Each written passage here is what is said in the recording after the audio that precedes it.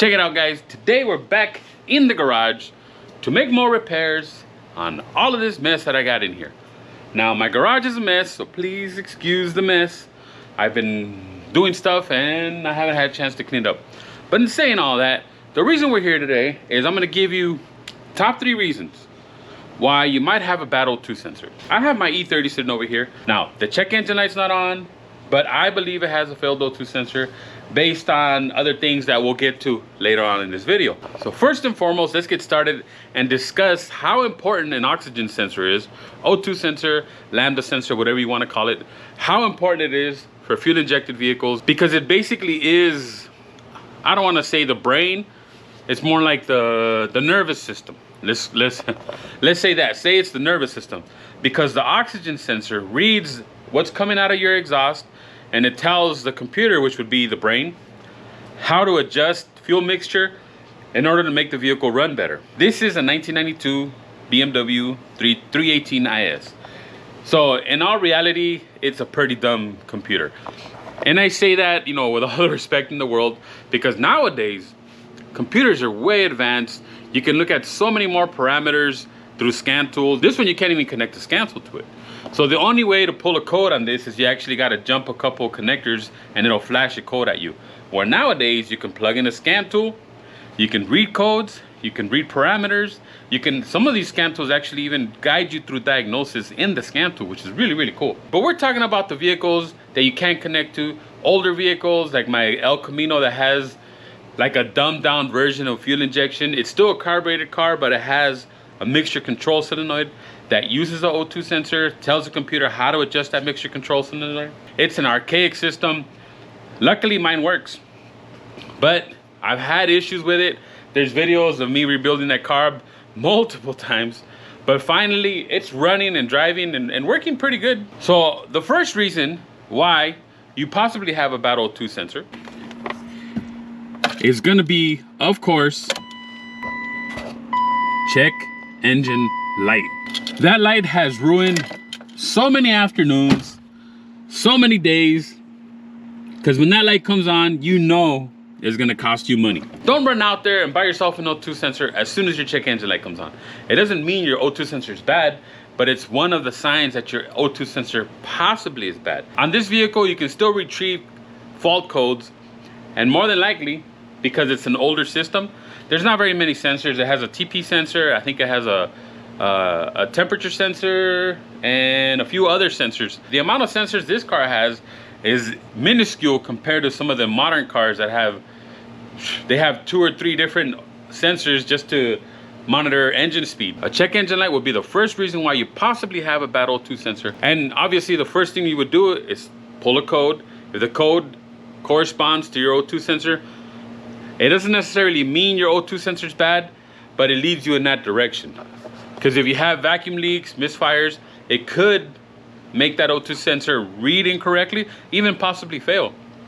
But that would be the first clue, the first reason why you possibly have a bad O2 sensor. So reason number 2 why you possibly have a failed O2 sensor is the dreaded California smog. Again, another thing that has ruined many afternoons, many days when you go and you get a smog test. So these vehicles are old enough where you still have to run them on the dyno, and I know California has recently changed their laws, so I haven't had to smog this one yet. I will soon, but I know my El Camino is due in 2025, and I don't know what the heck to expect. I don't know if they're gonna want me to get rid of it, because you know how California is. But anyways, so when you run them on the dyno, you take tailpipe emissions, and this one's the one done years ago on my El Camino.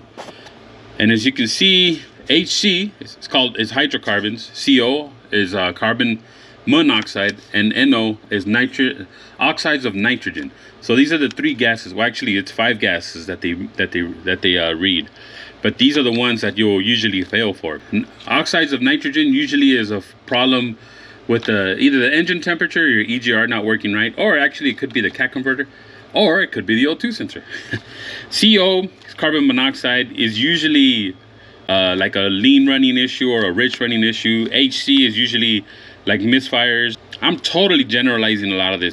So if any of these problems, say you failed on your HC and your vehicle has no misfires, it's probably your O2 sensor. Same thing, you fail CO and you don't have any vacuum leaks. it's probably your O2 sensor. Now, if your CO2 is high, meaning it's giving you signs that your cat converter is operating correctly, and your oxides of nitrogen are high, and your EGR is working properly, and you don't have any real carbon buildup in your engine, it's probably the O2 sensor. O2 sensors actually have a shelf life. They are not made to be installed and forgotten about. The reason being is I had a 89 Toyota Land Cruiser, and that thing was, I mean, it had a check engine light, O2 sensors, and a bunch of computer components, but again, another one of those dumb systems. And I was having an issue not being able to pass smog. EGR is working properly. My ignition system was working properly. It was getting as good as, you know, as good a gas mileage as it was gonna get, because an 89 inline six, gutless motor, but an awesome car. So all the systems that are supposed to be working were working. I had brand new cats at the time, and I was still failing smog. So I went to talk to a buddy of mine who specializes in those old Land Cruisers. And he told me, he goes, have you replaced the O2 sensor? I'm like, no, man, I've monitored the O2 sensor. There's a way, even without a scan tool, you can check some of the pins and check the voltages.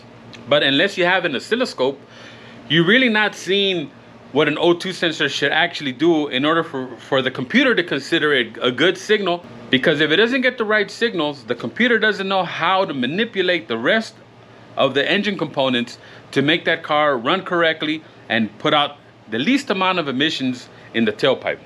Now very quickly, I'm going to show you what a computer wants to see. When you're looking at a scan tool, these are kind of the readings that you're going to be able to see. There's O2 sensors that have 1 wire, 2 wire, and 4 wire. And now the Lambda sensors have, I think, 8 wires.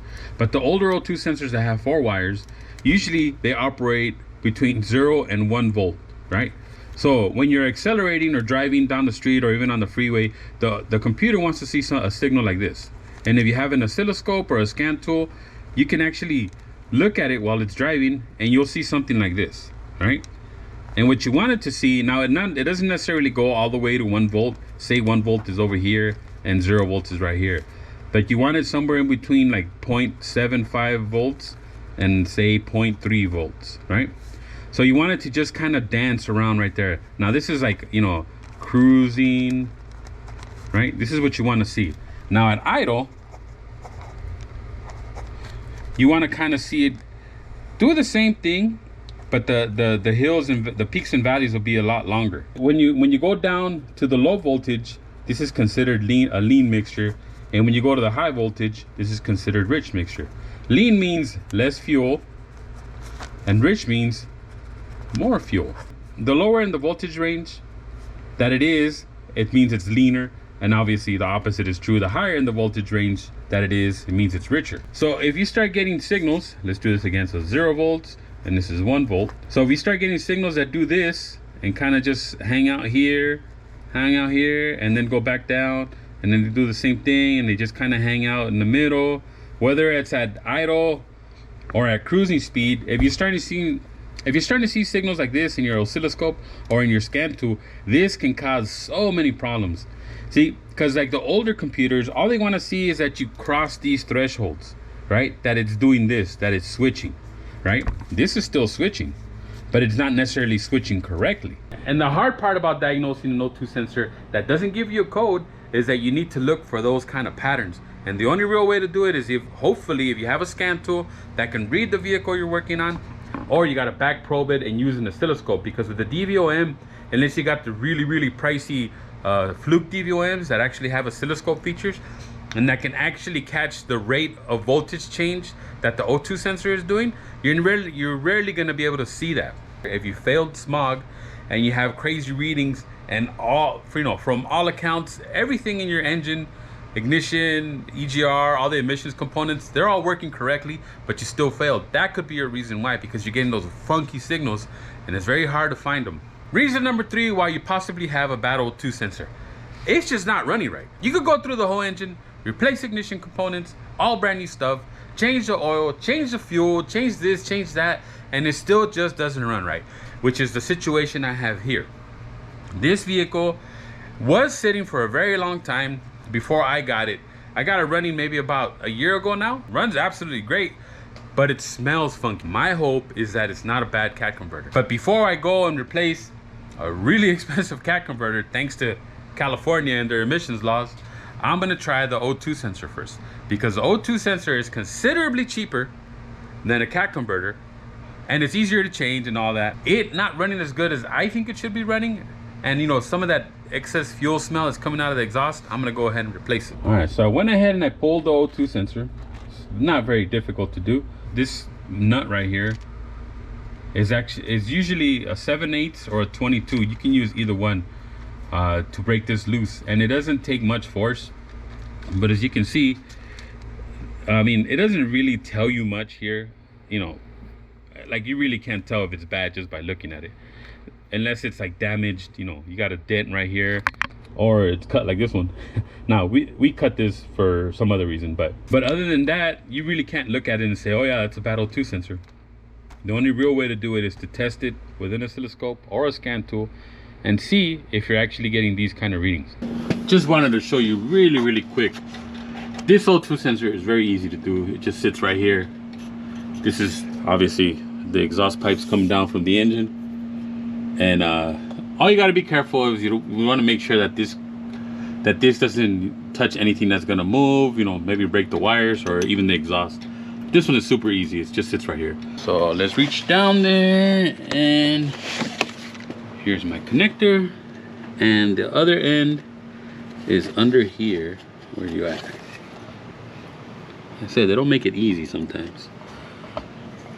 The other end of the connector is right here, right there. They only go on in one direction, so don't be afraid.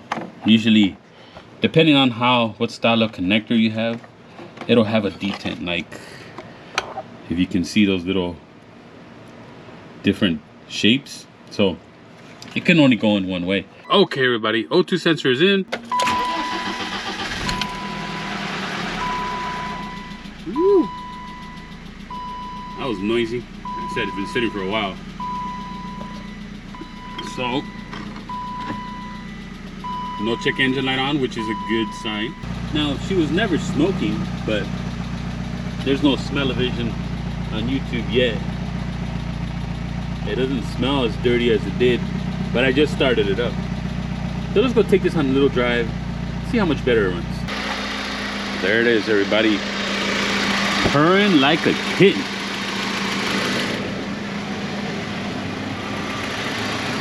The O2 sensor did make a difference. It runs a whole lot smoother. Luckily, I never had to check engine light. Revs up really nice. Well, I'm glad that worked. It idles a lot better, runs a lot better, smells gone. So I'm hoping once I take it and just get it smog, it'll all be good and I can get it registered and start driving that piece of junk. So there you go, guys. So just based on how long that thing was sitting, the problems that I had that we did repair, like the vacuum lines, the dirty gas that it had, I wanted to put an O2 sensor because, like I said in the past, they do have a shelf life. It seems like that made a huge improvement, which I am very happy about. And saying all that, thank you once again for joining me. Please like and subscribe if you're liking the content. Pick you up some merch. I got a shirt. More stuff's gonna come out, but you know how that works. But thank you very much for watching. Appreciate everybody. Catch you guys on the next one.